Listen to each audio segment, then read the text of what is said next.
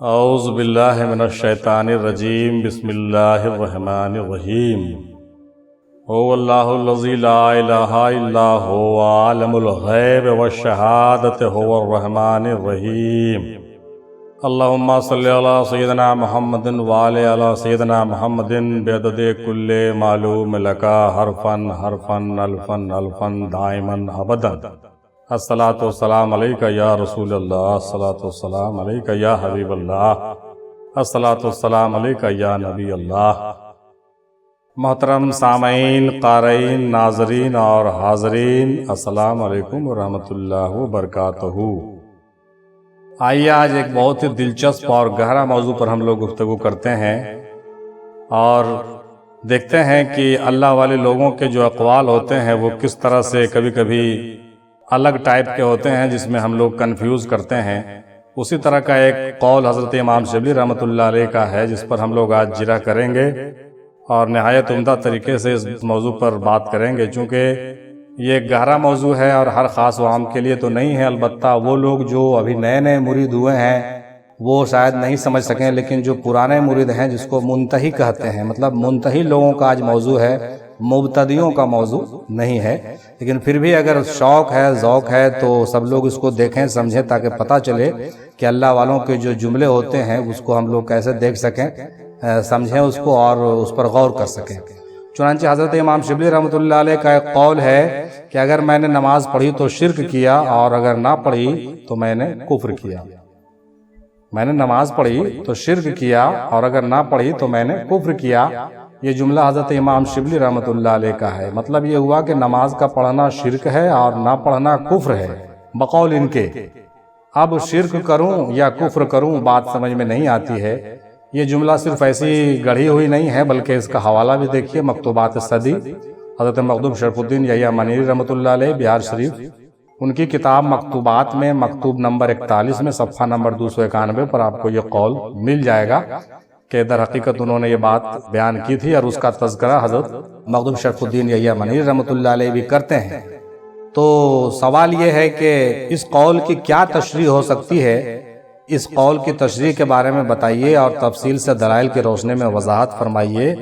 یہ سوال جو ہے آیا ہے اور اس پر ہم لوگ آج ڈسکس کرنے والے ہیں۔ وقت نکال کر کے آدھا پون گھنٹہ اس پر ذرا کنسیڈر کر لیجئے تو بہت اچھی بات ہے۔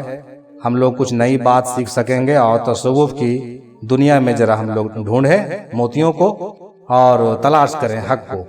آئیے دیکھتے ہیں۔ جناب ڈاکٹر شبانہ خان وارثیہ صاحب نے کہا کہ ظاہری نماز میں خالق اور مخلوق دونوں موجود ہوتے ہیں۔ ظاہری نماز میں خالق اور مخلوق دونوں موجود ہوتے ہیں، یعنی دوئی ہوتی ہے اور دوئی جو ہے شرک ہے۔ وحدت الوجود میں دوئی کا گزر نہیں ہے۔ لا موجود الا اللہ اپنی ذات کی نفی کرنے کے بعد سوائے ذات واحد کے اور کچھ نہیں بچتا۔ لا موجود الا اللہ اپنی ذات کی نفی کرنے کے بعد سوائے ذات واحد کے اور کچھ نہیں بچتا۔ اس لیے حضرت امام شبلی رحمۃ اللہ علیہ نے فرمایا کہ اگر میں نے نماز پڑھی تو شرک کیا، اور کفر کہتے ہیں پردہ ڈالنے کو، اور ظاہری نماز اس نماز حق کا پردہ ہے، یعنی اگر میں ظاہری نماز پڑھتا ہوں تو اس حقیقی نماز کو چھپا لیتا ہوں، گویا کہ میں کفر کرتا ہوں۔ اسی سوال پر جناب ڈاکٹر شاداب کامران خان صاحب نے کہا کہ ہمارے اندر دو میں ہوتے ہیں، دو میں۔ ایک نفس کے لیے استعمال ہوتا ہے، اس کو بھی ہم کہتے ہیں کہ میں ہوں میں ہوں میں ہوں، اور ایک اور ہے اس کے بارے میں یہ کہہ رہے ہیں، اور ایک روح کے لیے استعمال ہوتا ہے، وہ بھی میں ہے۔ دونوں میں فرق ہے بھائی۔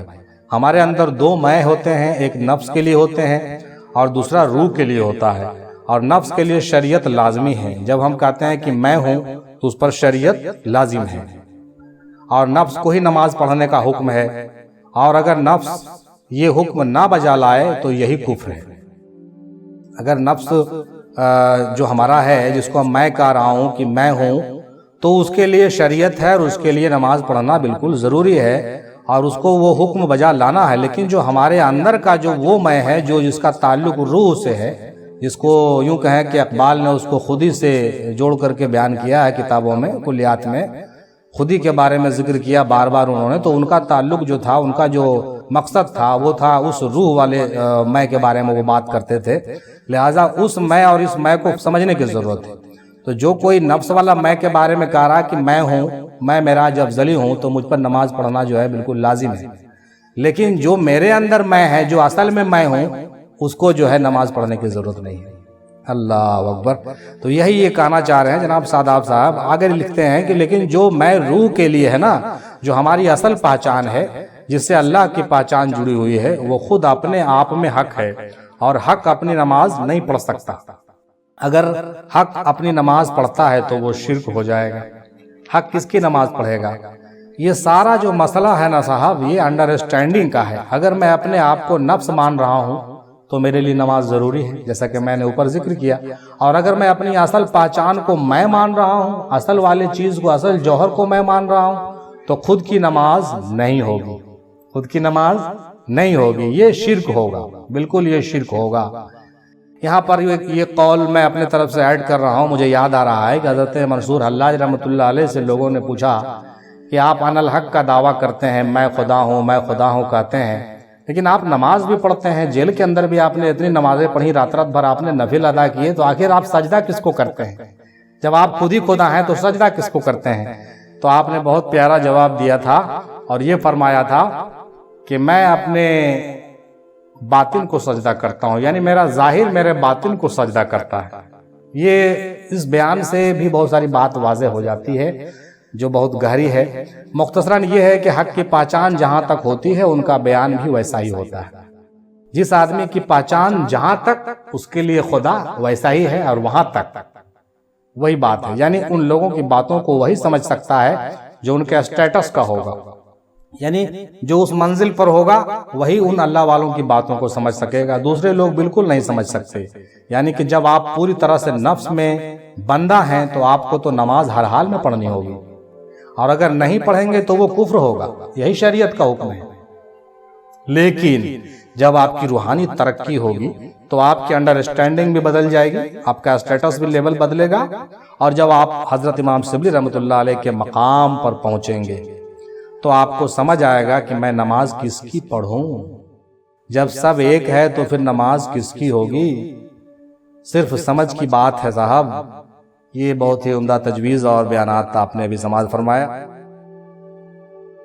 اب جناب صوفی احمد علی شاہ قادری صاحب کہتے ہیں کہ دعویٰ عن الحق فرعون نے بھی کیا، مگر اس میں نہ صفت الہی تھی اور نہ قوت الہی تھی، یعنی وہ نفس میں رہ کر عن الحق کہتا تھا۔ کون؟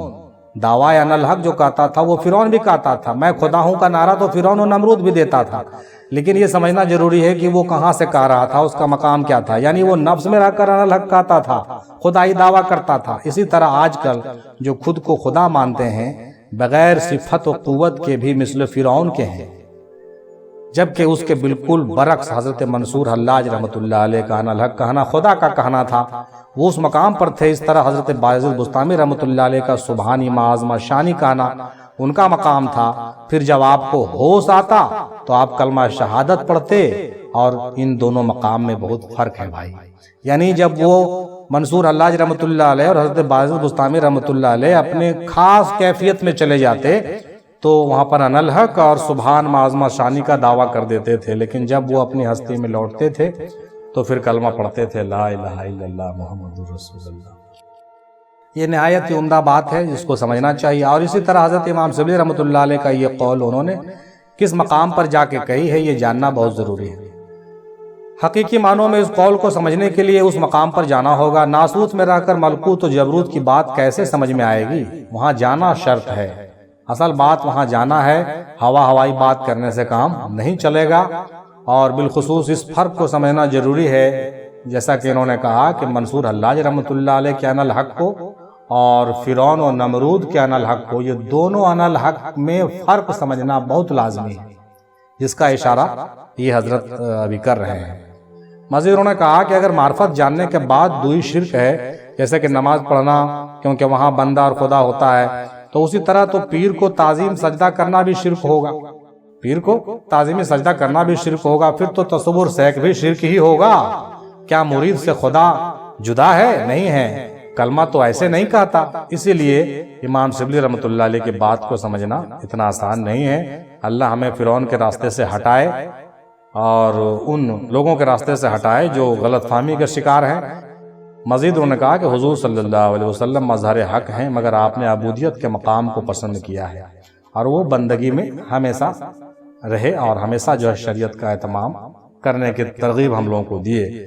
اس میں بہت غور کرنے کی ضرورت ہے۔ ماشاءاللہ۔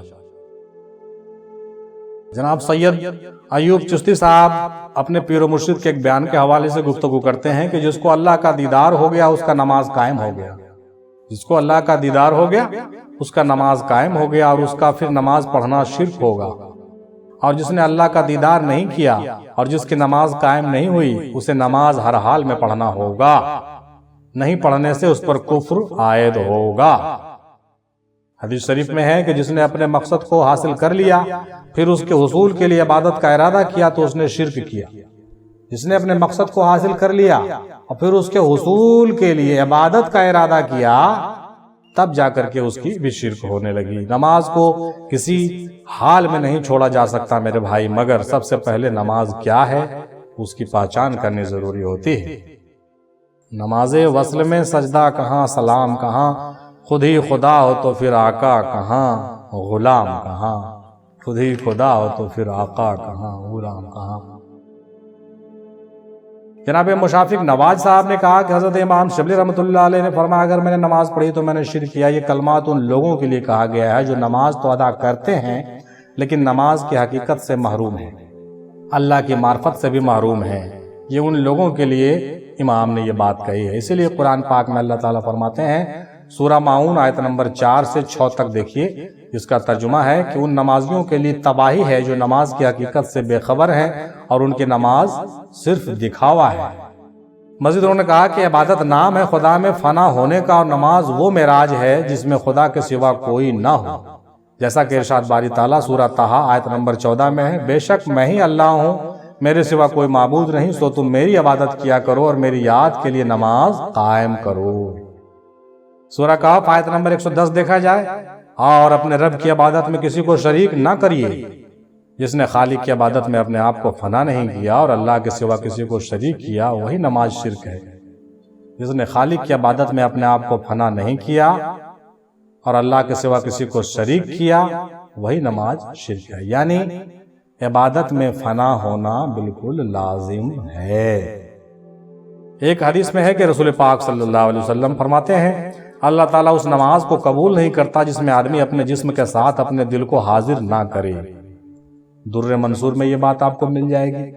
اللہ تعالیٰ اس نماز کو قبول ہی نہیں کرتا جس میں آدمی اپنے جسم کے ساتھ اپنے دل کو حاضر نہ کرے، یعنی نماز میں دل کا حاضر ہونا ضروری ہے، یہ بہت ضروری چیز ہے۔ امام شبلی رحمۃ اللہ علیہ نے فرمایا اگر میں نے نماز نہ پڑھی تو کفر کیا۔ یہ کلمات ان ہستیوں کے لیے فرمایا جن کے لیے اللہ تعالیٰ معراج کی شب رسول پاک کو تحفہ دیا تھا۔ الصلاۃ معراج المومنین، مومنوں کی نماز معراج ہے، اس نماز میں خدا کا دیدار ہوتا ہے، اس نماز میں خدا کا دیدار ہوتا ہے، اور یہ نماز اپنے خالق کے خیال میں اور دیدار میں گم ہو جانا ہے۔ اللہ اکبر۔ حدیث شریف ہے اللہ تعالیٰ کی عبادت اس طرح کرو کہ گویا تم اسے دیکھ رہے ہو، صحیح بخاری میں ہے یہ بات۔ اللہ کی عبادت ایسے کرو جیسے گویا تم اس کو دیکھ رہے ہو۔ اس نماز کے بارے میں ارشاد ہوا ہے سورہ بقرہ آیت نمبر 238 میں دیکھیے، اپنی صلات کی حفاظت کرو، خاص کر درمیانی صلات کی۔ عربی ہم نہیں پڑھ رہے ہیں کیونکہ عربی پڑھنے میں وقت بھی زیادہ لگتا ہے اور آپ کو کچھ میری غلطیاں نکالنے کا موقع بھی مل جاتا ہے، لہٰذا آپ اردو میں ہی سمجھیں، اصل موضوع کو سمجھیں۔ صوفیوں کی جماعت ہے، صوفیوں کی بات ہے، اس لیے مین مغز پر دھیان دیجیے اور لب و لباب کو سمجھیے۔ سورہ بقرہ آیت نمبر 238، اپنے صلات کی حفاظت کرو، خاص کر درمیانی صلات کی۔ سورہ مومنون آیت نمبر 9 سے 10 میں جو لوگ اپنے نماز کی حفاظت کرتے ہیں وہی لوگ جنت کے وارث ہیں، جو لوگ اپنی نماز کی حفاظت کرتے ہیں۔ حدیث شریف ہے رسول پاک فرماتے ہیں لوگوں پر ایسا زمانہ بھی آئے گا کہ وہ مسجدوں میں اکٹھے ہوں گے، باجماعت نماز بھی پڑھیں گے، مگر ان میں ایک بھی مومن نہیں ہوگا۔ اس حدیث کو پھر سے سن لیجئے، رسول پاک فرماتے ہیں کہ لوگوں پر ایک ایسا زمانہ بھی آئے گا کہ مسجدوں میں لوگ اکٹھے ہوں گے، جمع ہوں گے، بھیڑ ہوگی، اور باجماعت نماز بھی پڑھیں گے، نماز بھی ہوگی، मगर उस भीड़ में, उनमें जो मस्जिदें भरी हुई है उनमें एक भी मोमिन नहीं होगा, यानी एक भी मुसलमान नहीं होगा। यह हदीस मुस्तदरिक हाकिम 8365 में देखा जा सकता है। हजरत इमाम शिबली रहमतुल्लाह अलैह ने ऐसा इसीलिए फरमाया कि जो नमाज की हकीकत से बेखबर है लेकिन नमाज पढ़ रहे हैं वो शिर्क कर रहे हैं। बहुत अच्छी बात। उन्हीं लोगों के लिए ये इशारा है कि भाई मैंने नमाज पढ़ी तो शिर्क किया, गोया कि हम बिना समझे बुझे पढ़ रहे हैं और शिर्क ही कर रहे हैं। जो नमाज की हकीकत से बेखबर, हकीकत को जानते ही नहीं तो शिर्क है। और जो नमाज मेराज के वादे को पूरा ना करे उसमें कुफ्र है, उसने कुफ्र किया। यानी ये दोनों जाविये से आप देखेंगे तो बात पता चल जाएगी कि हज़रत इमाम शिबली रहमतुल्लाह अलैह के कौल में कितना दम है और कितने माना उससे निकाले जा सकते हैं। आप देख रहे हैं कि हमारे जितने मुहक्किक हैं सब अलग अलग तरीके से अपनी बातें जो है डिफाइन कर रहे हैं और सारी बातें बिल्कुल सटीक और सही साबित हो रही हैं।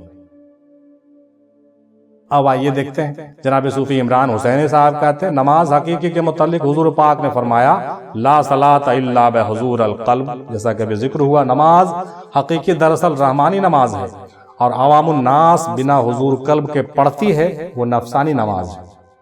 नमाज ज़ाहिदा सजदा सुजूद अस्त, नमाज आशिकां तरके वजूद अस्त।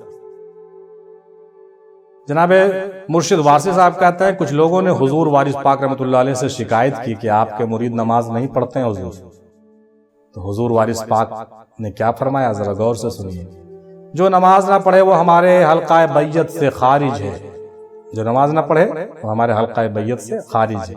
फिर जब मुरीदों ने आपसे दरियाफ्त किया कि कैसे खारिज है, तो वारिस पाक ने उसका जवाब दिया कि हुजूर कल्ब से नमाज पढ़ा करो, हुजूर कल्ब से नमाज पढ़ा करो। मजीद उन्होंने कहा कि सवाल का जवाब यह है कि नमाज में कल्ब को हाजिर करके नमाज पढ़नी चाहिए ताकि शिर्क से बच सके। यानी नमाज में अगर आपका कल्ब हाजिर नहीं है तो आप शिर्क में मुब्तला हो रहे हैं, मुख्तलिफ ख्यालात आपके दिल दिमाग पर छा रहे हैं और आपका ध्यान इधर उधर जा रहा है। इसलिए हुजूर कल्बी लाइए, तब नमाज में आप शिर्क से बच सकते हैं। और नमाज का इनकार करके काफिर भी नहीं बने। यानी अगर आप नमाज का इनकार कर देते हैं, भाई नमाज तो आई नहीं, नमाज क्या पढ़ना, तो आप पर कुफ्र का फतवा बिल्कुल आयद होगा। आप उसके लिए तैयार रहिए। बिल्कुल सही बात। जनाब अब्दुल समद वारसी साहब ने कहा कि हजरत इमाम अबू बकर शिबली रहमतुल्लाह अलैह बहुत बड़े बुजुर्ग, बहुत बड़े वली गुजरे हैं और आप हजरत जुनैद बगदादी रहमतुल्लाह अलैह के खास मुरीद हैं। हजरत जुनैद बगदादी रहमतुल्लाह अलैह फरमाते हैं कि शिबली रहमतुल्लाह अलैह आलम मदहोसी में रहता है, उस पर कोई हजाब नहीं। उनके पीर अपने मुरीद के बारे में ये फरमा रहे हैं, जुनैद बगदादी अपने मुरीद शिबली रहमतुल्लाह अलैह के बारे में फरमा रहे हैं कि शिबली आलम मदहोसी में रहता है, इस पर कोई हजाब नहीं है। तो इमाम शिबली का ये कौल कि अगर मैंने नमाज पढ़ी तो शिर्क किया और ना पढ़ी तो कुफ्र किया, उसकी तसरीह ये है कि जब मैं ही अव्वल आखिर जाहिर बातिन हूं तो फिर नमाज किसकी पढ़ूं, क्योंकि आप पर कोई हजाब नहीं था, इसलिए आप बोलने के लिए आजाद थे। मजज़ूबाना कैफियत आप पर तारी रहती हुई आप बोल सकते थे। इसी तरह हजरत साबिर पाक रहमतुल्लाह अलैह का भी वाकया देखिए कि आपसे मुरीदों ने कहा कि हुजूर खाना खा लीजिए, तो आपने कहा खुदा खाना नहीं खाता। अल्लाह अकबर। तो ये सब बातें हाल की होती हैं साहब।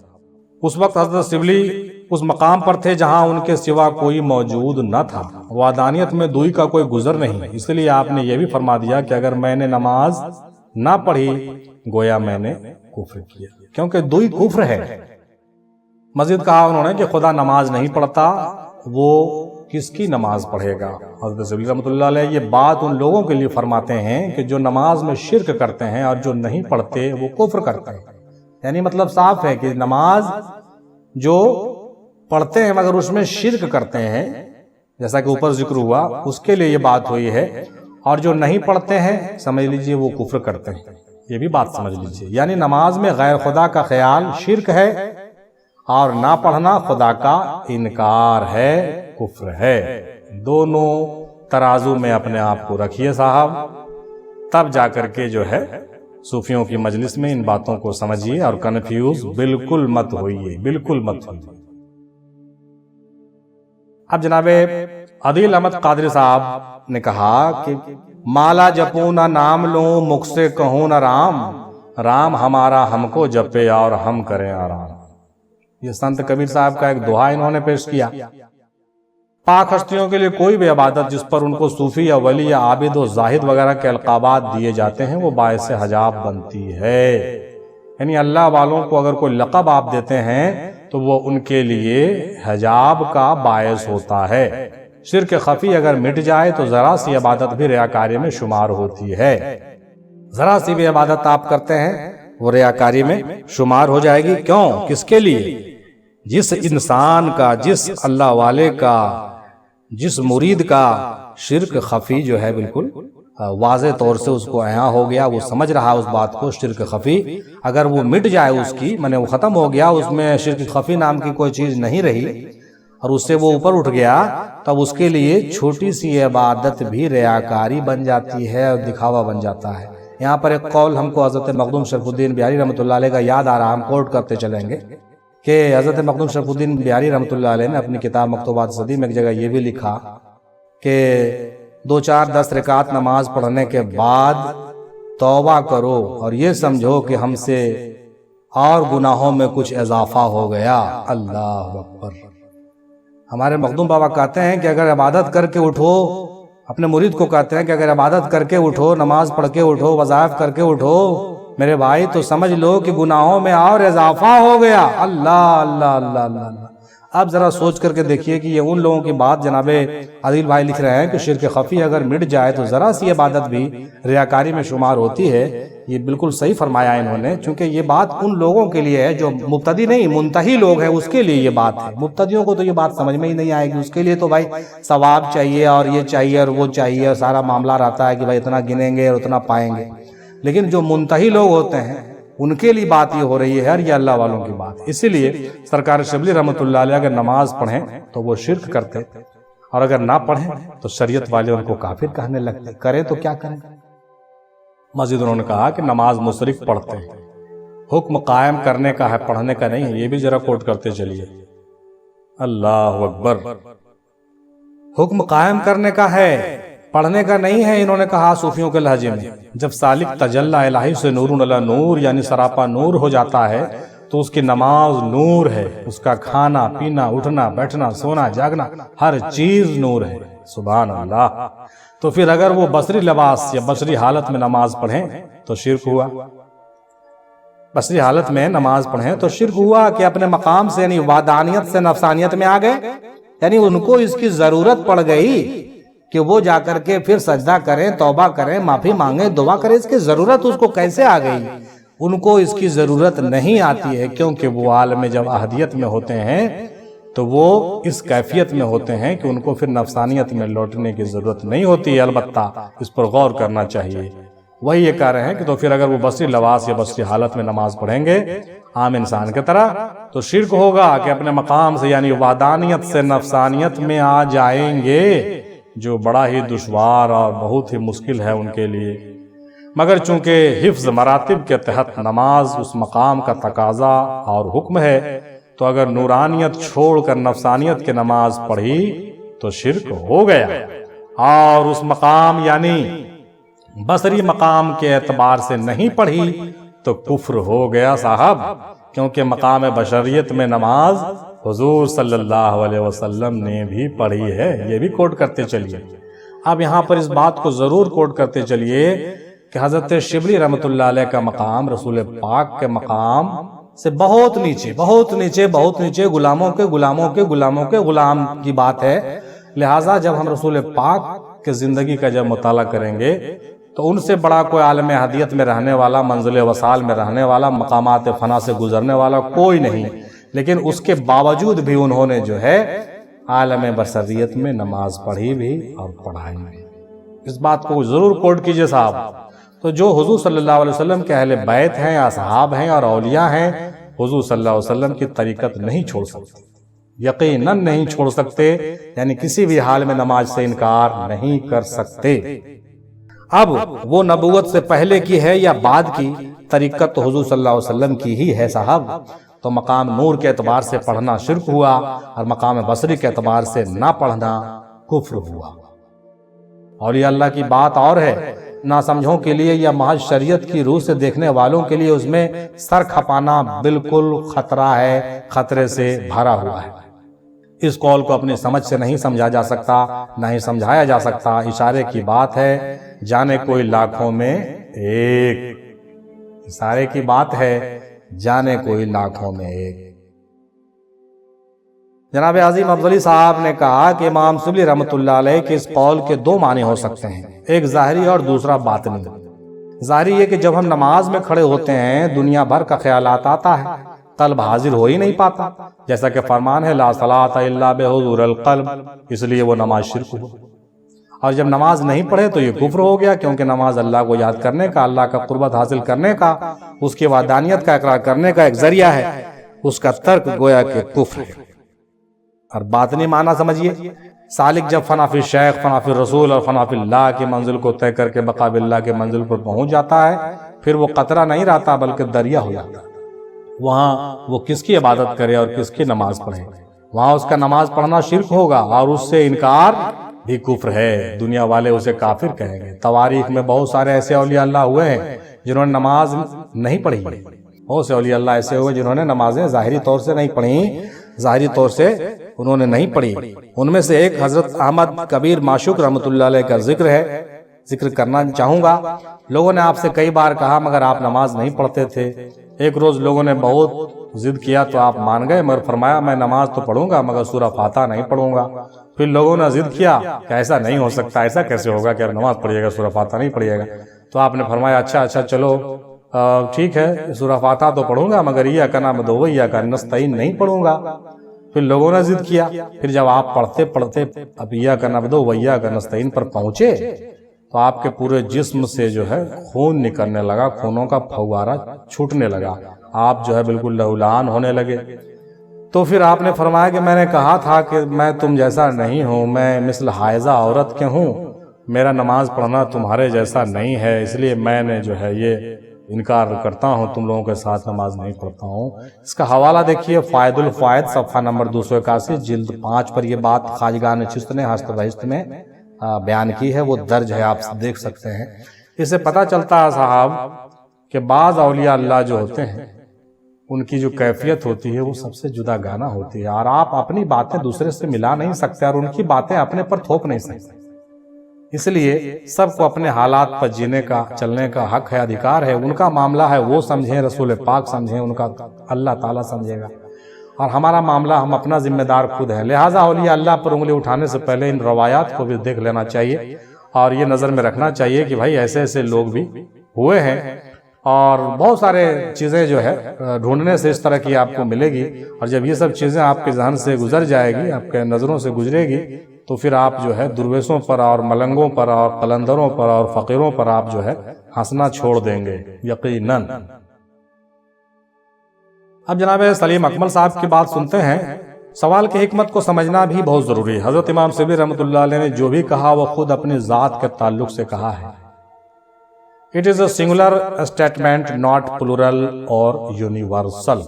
یعنی جو یہ اسٹیٹمنٹ ہے یہ سنگولر کے لیے ہے، پلورل کے لیے نہیں ہے، یعنی واحد کے لیے ہے، جمع کے لیے نہیں ہے۔ انہوں نے انڈیکیٹ کیا آپ صرف اپنی بات کر رہے ہیں کہ اگر میں نے نماز پڑھی تو شرک کیا۔ پوائنٹ کو نوٹ کیجئے، ان کا بھی کہنا بہت اچھا ہے۔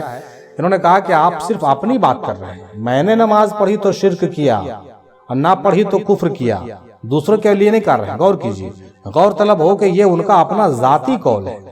انہوں نے ایسا نہیں کہا کہ اگر کسی نے نماز نہیں پڑھی تو اس نے شرک کیا، اور اسی طرح دوسرا پہلو بھی ذاتی طور پر کہا گیا کہ اگر نہیں پڑھی تو کفر کیا، دوسرے کے لیے نہیں کہا۔ اب دیکھتے ہیں کہ انہوں نے ذاتی طور پر ایسا کیوں کہا۔ جیسا کہ پہلے ثابت ہو چکا کہ جو اللہ کے ولی ہوتے ہیں وہاں سے اللہ کا ہی ظہور ہوتا ہے، ولی کا ہر فعل اللہ کا ہو جاتا ہے۔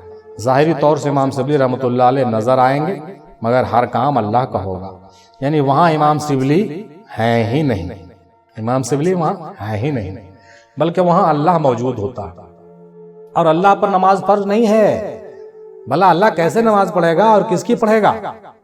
اسی لیے امام شبلی رحمۃ اللہ علیہ کا ایسا کہنا بالکل درست ہے۔ غور کرنے سے ساری باتیں سمجھ میں آ جائے گی۔ اب رہا مسئلہ کفر کا۔ تو کفر کے فتوے لگانے والے لوگ ظاہر کو دیکھتے ہیں، باطن کو نہیں دیکھتے۔ جیسا کہ حدیث میں آیا ہے جس نے 3 جمعہ کی نماز ترک کی تو وہ کافر ہو گیا، ہے نا بھائی؟ حدیث میں یہ بات آئی، جس نے 3 نماز جمعہ کی ترک کی وہ کافر ہو گیا، کیونکہ وہ فتویٰ لگانے والے جو لوگ ہیں وہ ظاہری طور سے آپ کو کیلکولیٹ کر رہے ہیں، گن رہے ہیں، دیکھ رہے ہیں، اور حدیث میں یہ اس کا ذکر ملتا ہے۔ اسی لیے امام شبلی رحمۃ اللہ علیہ نے ایسا کہا کہ اگر میں نے نہیں پڑھی تو شریعت والے لوگ مجھے کافر کہیں گے۔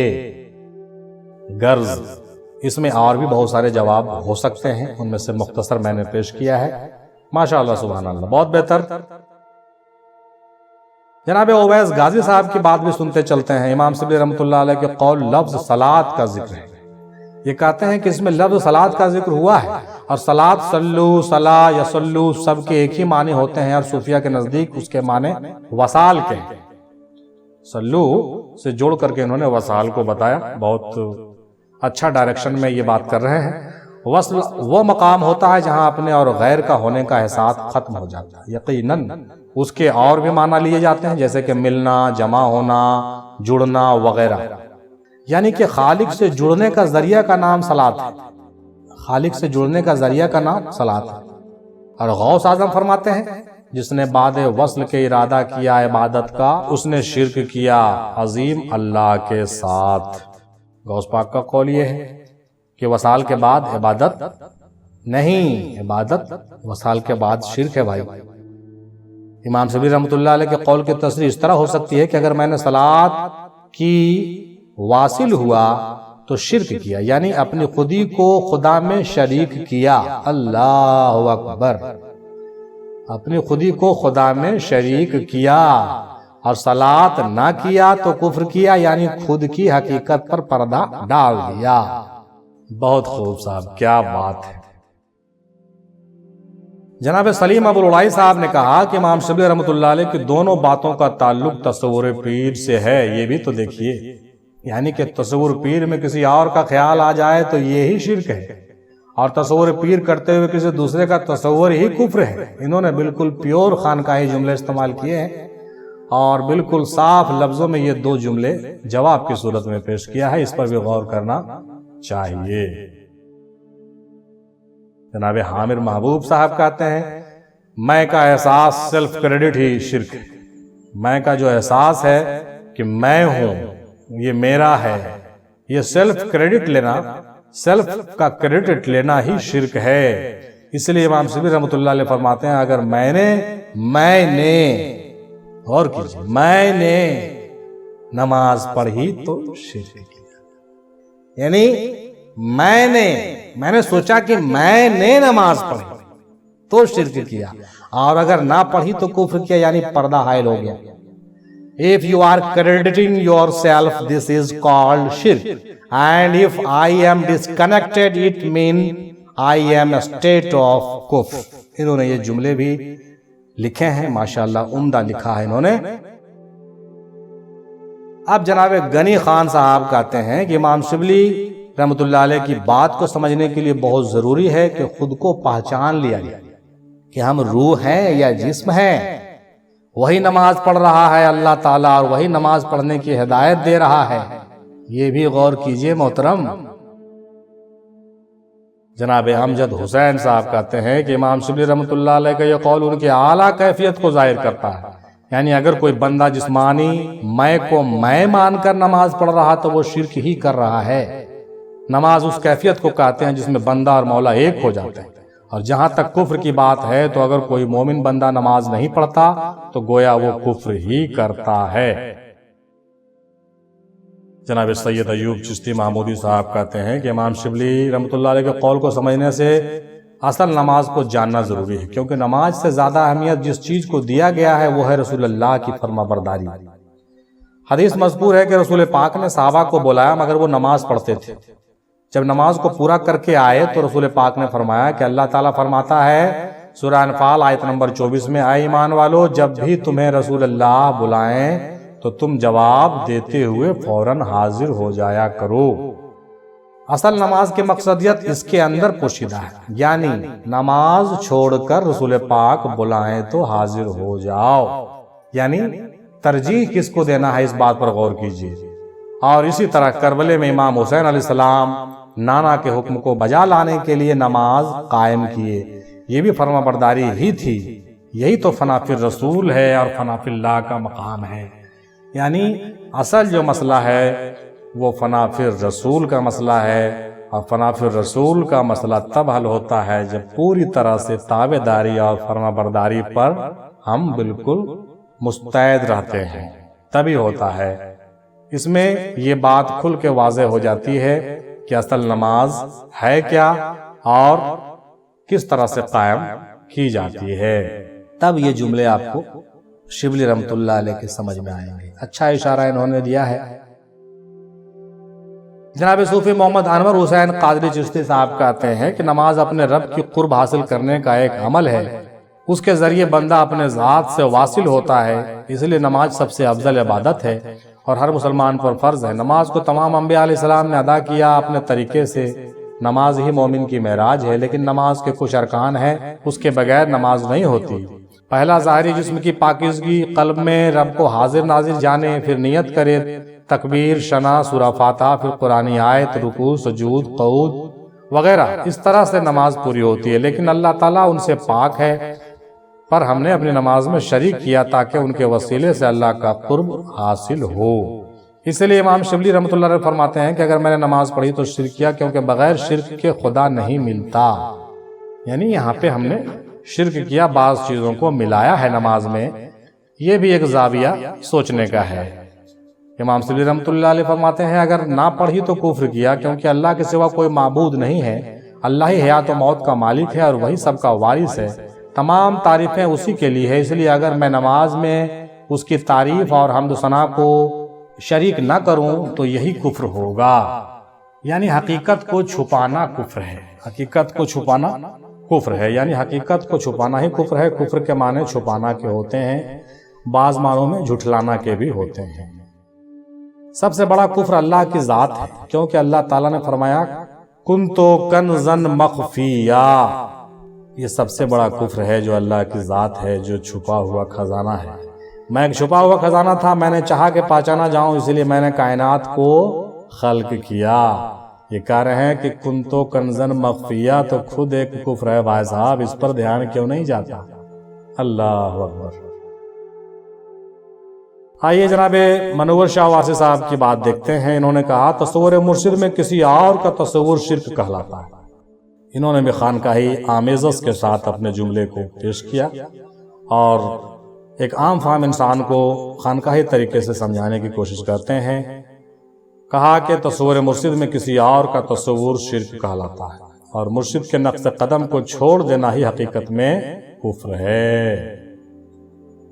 تصور مرشد میں کسی اور کا تصور نہیں کریے ورنہ شرک ہوگا، اور مرشد کے نقش قدم کو اگر آپ چھوڑ دیں گے تو کافر ہو جائیں گے۔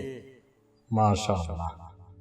دیکھیے ہمارے گروپ کے اسکالرز حضرات، صوفیہ کرام، پیر اعظام اور ہمارے طالبین حضرات، طلباء حضرات اور جو اسکالر جو غور و فکر کرنے والے ہیں، مرکز افضلیہ کے مدبر ہستیاں جو ہمارے ساتھ جڑی ہوئی رہتی ہیں، ان سب کے جوابات جب مختلف طریقے سے آتے ہیں تو ایک تقابلی بیان آپ تلک پہنچتا ہے اور ہم تلک پہنچتا ہے، تو اس سے سب سے پہلے تو بہت نئے نئے زاویے سے اس موضوع پر ہم باتوں کو سمجھتے ہیں، پھر جب ہم اس کو بیان کرتے ہیں تو آپ بھی ان باتوں کو ہر زاویے سے سمجھتے ہیں، تو آپ کا جو خیال ہے بالکل وسیع ہوتا ہے اور آپ کو باتیں زیادہ سمجھ میں آتی ہیں۔ اور یہی وجہ ہے کہ آج جو ہے ہمارے تحقیقی اور تفصیلی بیان کو لوگ بہت زیادہ پیار کے ساتھ، دلجوئی کے ساتھ پسند کرتے ہیں اور لوگوں کو شیئر کرتے ہیں، کیونکہ وضاحتوں کے ساتھ مختلف خانقاہوں کے حوالے سے اور مختلف لوگوں اور مختلف بزرگوں کے باتوں کے توسل سے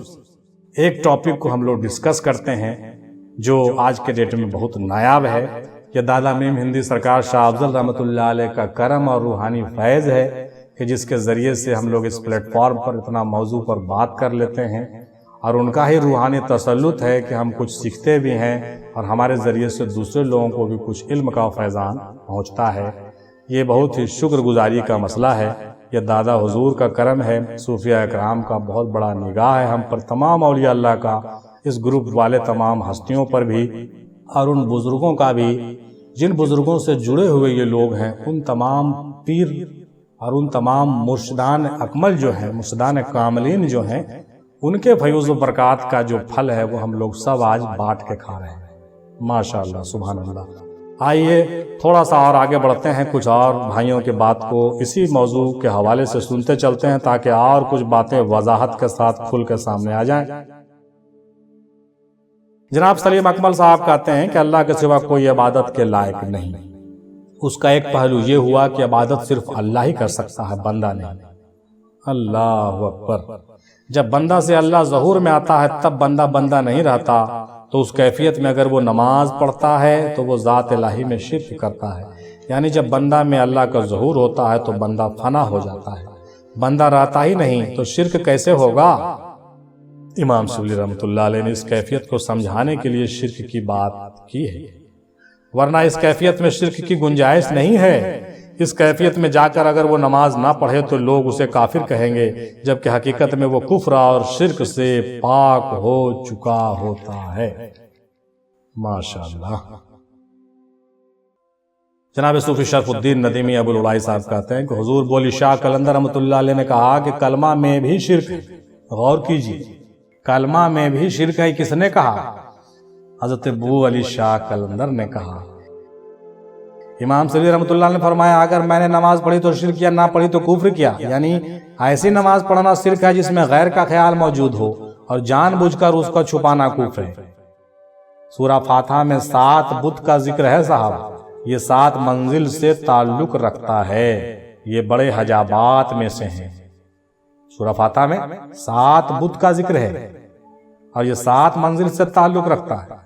مسجد رونق وجود کے تعلق سے کچھ باتیں اس پر کی جا چکی ہیں پہلے بھی، آپ دوسرے آڈیو کلپ میں آپ نے سنا بھی ہوگا، دوسرے موضوعات پر آپ نے جناب صوفی شرف الدین ندیمی ابو العلائی صاحب قبلہ کی اس موضوع پر وضاحت کے ساتھ بیان آپ نے وجود کے حوالے سے سنا ہوگا۔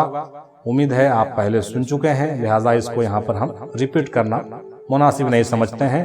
البتہ ان کے جواب میں یہ بات واضح طور سے آئی کہ کلمے میں جو ہے بھی شرک موجود ہے اور اس شرک کو سمجھنا چاہیے، اور اس میں بڑے راز پوشیدہ ہیں۔ سورہ فاتحہ میں 7 بت بھی ہیں، اس کو بھی سمجھنا چاہیے۔ یہ تمام بت اور شرک کو سمجھنے کے لیے جو ہے اپنے مرشد کامل سے رابطہ کریں اور پرائیویٹلی ان سے بات کریں تو زیادہ کھل کر کے باتیں آپ کو اور سمجھ میں آئے گی۔ ہم دعوت تعلیم دیتے ہیں ان تمام پیر بھائیوں کو اور تمام مریدوں کو، ان موضوعات پر اپنے پیر سے ضرور ڈسکس کریں، اور پھر کچھ نئی باتیں جو بھی آپ سیکھیں سمجھیں ضرور پھر ہم لوگوں کو گروپ میں بھی شیئر کریں۔ جو بتلانے کے لائق ہو، جو چھپانے کے لائق ہو اس کو آپ نہیں بیان کریں، لیکن جو بتانے لائق ہو وہ ضرور شیئر کریں تاکہ ہم لوگ بھی اس سے مستفیض ہو سکیں۔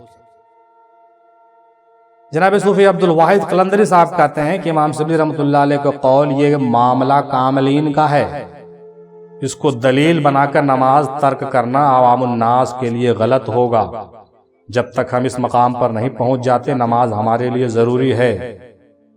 کشف المحجوب صفحہ نمبر 236 پر حضرت باعث البستامی رحمۃ اللہ علیہ فرماتے ہیں کہ ایک دفعہ میں مکہ معظمہ گیا تو صرف بیت اللہ نظر آیا، میں نے کہا حج مقبول نہیں ہوا، اس لیے کہ ایسے پتھر میں نے بہت دیکھے ہیں۔ پھر دوبارہ گیا تو بیت اللہ بھی دیکھا اور رب جل جلالہ کو بھی پایا۔ میں نے کہا ابھی حقیقت توحید منکشف نہیں ہوئی ہے، اس لیے کہ قدیم کے ساتھ حادث بھی نظر آ رہا ہے۔ تیسری بار گیا تو تمام جلوہ خداوندی نظر آیا، بیت اللہ نہیں تھا، بیت اللہ نہیں تھا تو غیب سے ندا آئی، اے بایزید تو اگر اپنے آپ کو بھی نہ دیکھتا تو خواہ تمام عالم دیکھتا مگر مشرک نہ ہوتا، اور جب کہ تو تمام عالم کو میرے ساتھ نہیں دیکھتا مگر اپنے کو دیکھ رہا ہے تو مشرک ہے۔ میں نے فوراً توبہ کی اور توبہ کرنے سے بھی توبہ کی۔ اللہ اکبر، یہ بات جو ہے بہت ہی گہری اور بہت ہی اندرونی ہے۔ میں نے توبہ کی اور پھر توبہ کرنے سے بھی توبہ کی، اس لیے کہ توبہ کرنے والا حادث ہو کر اپنا وجود مان رہا ہے تبھی تو توبہ کر رہا ہے۔ اللہ اکبر۔ دیوبندی کی کتاب مولانا زکریا کاندھلوی کی کتاب فضائل حج فضائل اعمال میں صفحہ نمبر 93 میں ہے کہ بعض لوگ ایسے ہوتے ہیں کہ کعبہ خود ان کی زیارت کو جاتا ہے۔ اب یہ بات نہیں کہیے گا کہ یہ بات جھوٹ ہے، کیونکہ حضرت رابعہ بصری کے زیارت کو جب کعبہ گیا تھا تو تذکرۃ الاولیاء میں حضرت فرید الدین عطار رحمۃ اللہ علیہ نے اس کو 700-800 سال پہلے لکھا، تو آج کے ملا یہ اعتراض کرتے ہیں کہ یہ باتیں جھوٹ ہے، کعبہ کیسے جا سکتا ہے کسی کی زیارت کرنے کے لیے۔ اب لیجئے کہاں جائیے گا، آج کے زمانے میں ماڈرن ایج کی کتابیں بھی شائع ہیں، آپ دیکھ لیجئے صفحہ نمبر 93 پر مولانا زکریا کاندھلوی کی کتاب فضائل حج اور فضائل اعمال میں بھی یہ بات آپ کو مل جائے گی، جو ان حضرات کی کتاب ہے جن کے عقائد ہم لوگوں سے مختلف ہوتے ہیں، میرا مراد دیوبندیوں سے ہے، جس میں انہوں نے صاف جملے کہا کہ بعض لوگ ایسے ہوتے ہیں کہ کعبہ خود ان کی زیارت کو جاتا ہے۔ یہ بات کون کہہ رہا ہے یہ سمجھیے، لہٰذا یہ بات واضح ہو گئی۔ بہرحال امام شبلی رحمۃ اللہ علیہ کے قول برحق ہے، مگر یہاں تک پہنچنا شرط ہے، اور یہ تبھی ممکن ہے صاحب جب بندہ فنا فی مرشد، فنا فی الرسول اور فنا فی اللہ تک پہنچ جائے گا، تب تک یہ کیفیت نہیں حاصل ہو سکتی۔ ان کا کہنا بالکل صحیح ہے کہ بنا اس منزل پر پہنچے ہوئے ہم یہ بات نہیں کر سکتے، یعنی مطلب صاف ہے کہ بنا ڈاکٹری پاس کیے ہوئے، بنا MBBS اور MD کیے ہوئے ہم سرجری نہیں کر سکتے ہیں۔ آج ہم بنا ڈگری لیے ہوئے اگر سرجری کریں گے تو کیا کریں گے؟ غلط ہی کریں گے، اور کہاں کاٹنے کا کہاں کاٹ دیں گے، جو چیرنے کا وہاں نہیں چیریں گے۔ یہی ہوتا ہے آج کے جو نام نہاد کے صوفی ہیں، معذرت چاہتا ہوں، جو نام نہاد کے صوفی ہوتے ہیں، نام نہاد کے پیر ہوتے ہیں، جن کو منزل سلوک کا سین پتہ نہیں، جو اپنے منزلوں کو طے ہی نہیں کیے اور نہ ان تمام چیزوں سے گزرے ہیں، نہ ان کو کسی کاملین کی صحبت نصیب ہوئی ہے، اور وہ آج وہ جو ہے اگر اس طرح کی بات کریں اور انالحق کا دعویٰ کریں اور نماز کو ترک کر دیں اور اس طرح کی بات کریں جو حضرت امام شبلی جیسے لوگ کرتے تھے، تو یہ وہی بات ہو گئی جس کو ہم لوگ ہندی میں کہتے ہیں بہار میں کہ یہ مونگ مسور کی دال، یعنی چھوٹی منہ بڑی بات۔ اس لیے ایسی باتوں سے ہم لوگوں کو چاہیے کہ توبہ کریں اور ان اللہ والوں کے طرح زبان کھولنے کی گستاخی نہیں کریں، توبہ کریں اور ان کے قدموں کے دھول بن کر رہیں اور ان سے کچھ سیکھیں۔ اگر کچھ منزل بھی حاصل ہوا تو بھی کسی کو نہیں بتائیں، چھپائیں، اور بندہ بن کر کے بالکل خاکساری کے ساتھ، عجز و انکساری کے ساتھ اپنی زندگی کو آگے بڑھائیں اور طالب علم کی حیثیت سے زندگی گزاریں۔ یہی پیغام ہے مرکز افضلیہ کا۔ جناب مستقیم وارثی صاحب نے کہا کہ غوث اعظم رحمۃ اللہ علیہ فرماتے ہیں کہ من ارادت العبادت بعد الحصول الوصول فقد کفر اشرک باللہ تعالی، یعنی جس نے وصول یعنی استغراق فی اللہ کے بعد عبادت کا ارادہ کیا، اس نے اللہ تعالیٰ کے ساتھ کفر اور شرک کیا۔ یہ جملے پہلے بھی آپ سن چکے ہیں، جس کے عربی ہم نے نہیں پڑھے تھے۔ غوث اعظم نے یہ بالکل صاف فرما دیا تھا کہ جو کوئی منزل وصال میں جانے کے بعد عبادت کا ارادہ کرے وہ مشرک ہے۔ اللہ تعالیٰ اس جملے کو سمجھنے کی توفیق عطا فرمائے۔ سن لو، جو کوئی عبودیت کے مراتب سے گزر کر مقام ربوبیت میں فنا فی اللہ صاحب مشاہدہ ہو جاتا ہے، اس کو عبادت کی کیا حاجت ہے؟ جب فنا فی اللہ ہو گیا تو پھر عبادت کی طرف رجوع کفر و شرک باللہ ہے۔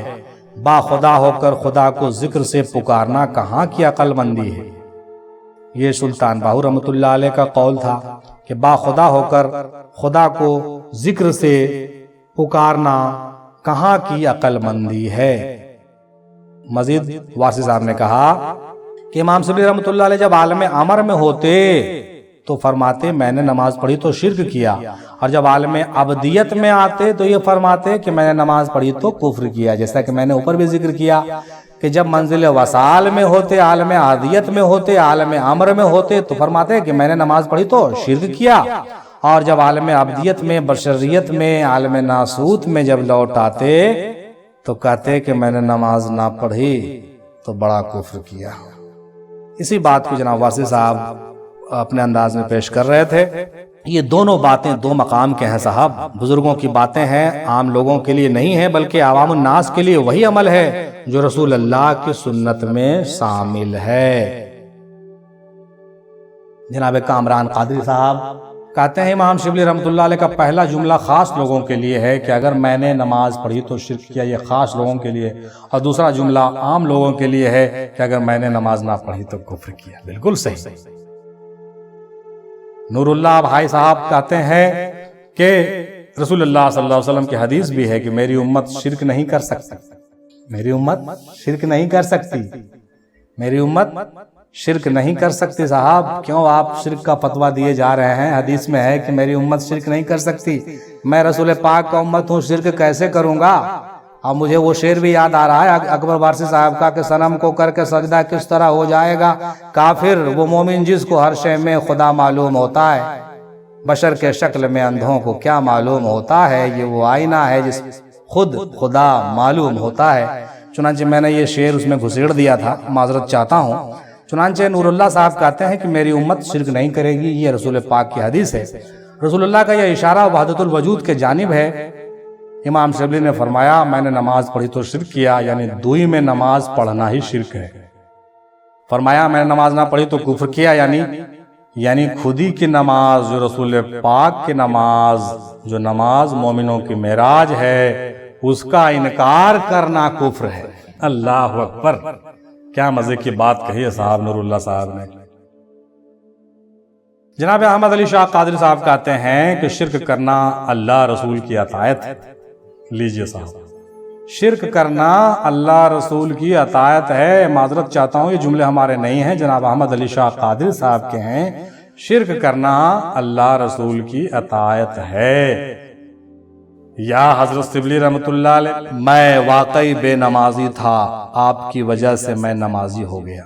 یا حضرت شبلی رحمۃ اللہ علیہ، میں واقعی بے نمازی تھا، آپ کی وجہ سے میں نمازی ہو گیا۔ کیونکہ مقصد تخلیق کائنات یہ تھی کہ تو جانا جائے پہچانا جائے۔ جب نبی رحمت کے پاس وحی آئی اللہ کے جانب سے، تب نبی پاک نے اپنے زبان مبارک سے رب تعالیٰ کی حمد و ثنا بیان کی، خود نماز پڑھی، یہاں تک خدا نے کہا اے محبوب قیام کریں رات میں مگر تھوڑا۔ سورہ مزمل آیت نمبر 2۔ اے محبوب قیام کریں رات میں، ہے نا، مگر تھوڑا قیام کریں رات میں، زیادہ نہیں قیام کریں، زیادہ پریشانی مت اٹھایا کریں میرے محبوب۔ یہ قرآن میں آیا۔ اور جب آپ صلی اللہ علیہ وسلم آرام فرماتے ہیں تو آپ کا قلب جاگتا تھا اور ذکر میں مصروف رہتا تھا۔ آپ نے ہمیشہ خدا کو اپنا شریک بنایا اور شرک کیا۔ اللہ اکبر، آپ نے ہمیشہ خدا کو اپنا شریک بنایا اور شرک کیا، اور دیدار خداوندی کے بعد آپ نے کہا من رانی فقد را الحق، جس نے مجھے دیکھا اس نے خدا کو دیکھا۔ امید ہے کہ شرک اور کفر کی بات اچھے سے سمجھ میں آ رہی ہوگی۔ اس لیے میرے آقا کا نام محمد صلی اللہ علیہ وسلم ہے، جس کا مطلب ہمیشہ تعریف کیا گیا، کیونکہ انہوں نے خدا کی تعریف کی اور خدا نے ان کی تعریف کی۔ ورفعنا لکا ذکرک، اے محبوب ہم نے آپ کا ذکر بلند فرمایا۔ اور خود اس نے سلام بھیج کر فرشتوں کو حکم دیا اور ایمان والوں کو بھی حکم دیا، اے ایمان والو تم بھی صلات بھیجو نبی پر اور ان کے آل پر۔ ان اللہ ملائکتہ یصلون علی النبی یا ایھا الذین آمنوا صلوا علیہ وسلموا تسلیما۔ اللہم صلی علی سیدنا محمد وعلی سیدنا محمد صلاۃ و سلام علیک یا رسول اللہ۔ اسی طرح اپنی تعریف کے ساتھ اپنے محبوب کی شان و شوکت اور تعریف بیان کر کے اس نے اپنا شریک بنایا اور شرک کیا۔ کوٹ کیجئے اس جملے کو، اسی طرح اپنی تعریف کے ساتھ اپنے محبوب کی شان و شوکت اور تعریف بیان کر کے اس نے اپنا شریک بنایا۔ اب بتائیے اللہ تعالیٰ نے شرک کیا کہ نہیں کیا؟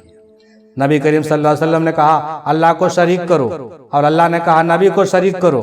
لیجئے صاحب، اللہ نے بھی شرک کیا اور نبی نے بھی شرک کیا، ثابت ہوا کہ نہیں ہوا؟ آپ ہی بتائیے۔ اسی طرح میں مشرک بن گیا ورنہ کافر ہو جاتا۔ ماشاءاللہ، کیا کہنے ہیں صاحب، آپ پر بھی کفر کے فتوے آنے والے ہیں جناب، آپ بہت احتیاط رکھیے گا۔ جناب اظہر الدین صاحب کہتے ہیں کہ جو انسان خود کی پہچان نہیں کرتا وہی انسان شرک کرتا ہے اور کفر کرتا ہے، اس سے کامل مرشد ہی انسان کو نکال سکتا ہے، یعنی اس شرک اور کفر سے کامل مرشد نکال لے جاتا ہے اور وہ پار کر دیتا ہے، ورنہ ایسا ہی شرک اور کفر کے دلدل میں پھنسے رہے، ادھر سے نکلے ادھر گئے، ادھر سے نکلے ادھر گئے۔ حضرت ابوبکر شبلی رحمۃ اللہ علیہ بہت چھپی ہوئی بات کہی ہے، بہت مزے کی بات کہی ہے۔ صوفی انور حسین چشتی قادری صاحب کہتے ہیں حضرت امام شبلی رحمۃ اللہ علیہ ایمان کا خلاصہ کیا ہے، ایمان کا خلاصہ کیا انہوں نے، کیونکہ نماز اس پر فرض ہے جس نے ایمان لایا، اور ایمان کلمہ لا الہ الا اللہ محمد رسول اللہ ہے، اور اس کلمے میں اللہ تعالیٰ نے اپنے نام کے ساتھ رسول اللہ کے نام مبارک کو شریک کیا۔ اگر ایسے دیکھا جائے تو ایمان کی بنیاد میں ہی شرک موجود ہے۔ یہی بات تو صوفی ابوالعلائی صاحب کہہ رہے تھے کہ کلمے میں بھی شرک ہے، تو آپ کو لگا کہ نہیں یہ غلط بات ہے۔ اب دیکھیں ان کی بات سے یہ واضح ہو گئی، صوفی انور حسینی صاحب نے کہہ دیا اس بات کو کہ کلمے میں بھی شرک کیسے ہے، اور جس نے ایمان لایا اس پر نماز فرض ہوتی ہے۔ اسی لیے امام شبلی نے فرمایا اگر میں نے نماز پڑھی تو شرک کیا، اور جس نے کلمہ لا الہ الا اللہ محمد رسول اللہ پر ایمان نہیں لایا اس نے کفر کیا، اس لیے فرمایا اگر نہ پڑھی تو کفر کیا۔ چلیے صاحب، یہ موضوع اب اپنے منزل و مقصود کو پہنچنے کے کاغار پر ہے۔ آخر میں مرکز افضلیہ کے سیکریٹری اور مینیجر کا بھی جواب سنتے چلیے، چونکہ میرے جوابات تو آپ بیچ بیچ میں سنتے چلے جا رہے ہیں۔ چنانچہ محمد امیر افضلی نے بھی آخر میں دادا میم ہندی سرکار رحمۃ اللہ علیہ کا ایک قول کو کوٹ کیا اس حوالے سے، جس کو ضرور سن کے جائیے۔ سرکار میم ہندی رحمۃ اللہ علیہ کا ایک تحریر اس موضوع پر ملتا جلتا ہے، مجھے یاد آ رہا ہے۔ دیکھیے دادا حضور سرکار میم ہندی کیا لکھتے ہیں، کیا لکھتے ہیں، جملے دیکھیے جناب والا۔ اے طائر لاہوتی انسان، اے قوت ملکوت انس، اے جوہر جبروت آدمی، اور رمز ہاہوت آدم۔ اے طائر لاہوت انسان، اے قوت ملکوت انس، اے جوہر جبروت آدمی، اور رمز ہاہوت آدم۔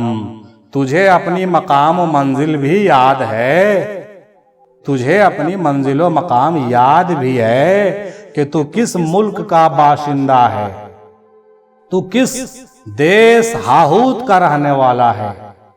یاد کر اس مقام و منزل کو جہاں کے حور و ملائک اور فرشتے تیرے روبرو سر بسجود تھے، شجر حجر چرند پرند تیرے ہی مدح سرائی میں مسرور و مصروف رہتے تھے، عرش و کرسی تیری تعظیم و تکریم کیا کرتے تھے، اور تیری شان اقدس میں فی آسن تقویم کی صدائیں ہر سمت سے سنائی پڑتی تھی۔ کیا ہوا، کیا ہوا، کیا ہوا کہ مقام حسن تقویم سے اسفل سافلین میں آ گرا؟ ارے کیا ہوا کہ مقام حسن تقویم سے اسفل سافلین میں آ گرا؟ عبادت تو تیری تھی کہ فرشتے بھی تیرے آگے سر بسجود تھے، عبادت تو تیری تھی کہ فرشتے بھی تیرے آگے سر بسجود تھے۔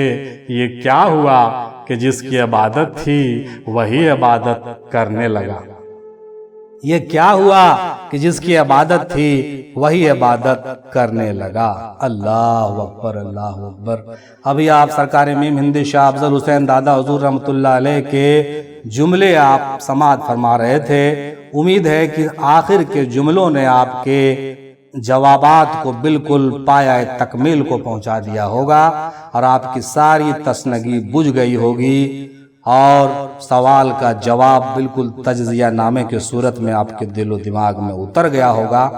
تو صدق دل سے توبہ کر لیجئے اور پڑھیے، استغفر اللہ توبو علیہ من کل ذنب و جمیع، استغفر اللہ توبو علیہ من کل نفس، استغفر اللہ توبو علیہ من کل حجابت و غفلت، وقولوا آمنا صدقنا خالصتا مخلصتا بقلب بروح بسر بخفیا وخفائی، حق لا الہ الا اللہ محمد الرسول اللہ صلی اللہ تعالی علیہ وسلم۔